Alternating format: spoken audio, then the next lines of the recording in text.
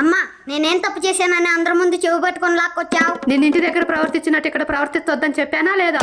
ఇప్పుడు నేను అంత తప్పుగా ఏం ప్రవర్తించా? ఆ పిల్లలతో ఎందుకు అలా వాదిస్తావు?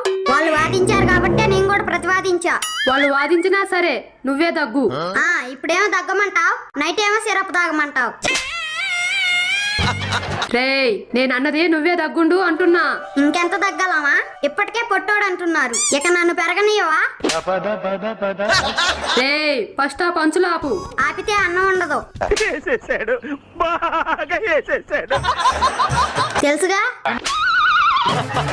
ఇదంతా కాదు, నీకు మళ్ళీ మళ్ళీ చెప్తున్నా, ఇది అసలే హైదరాబాదు. నీ అమ్మ హైదరాబాద్ అయితే ఇక పిల్లల్ని ఆటాడుకునేవరా? ఏ చట్టం చెప్పింది? అవసరం అయితే లాయర్ని పెట్టుకుంటా. ఒక్కొక్కసారి తలుచుకుంటూ చచ్చిపోవాలనిపిస్తుంది సార్.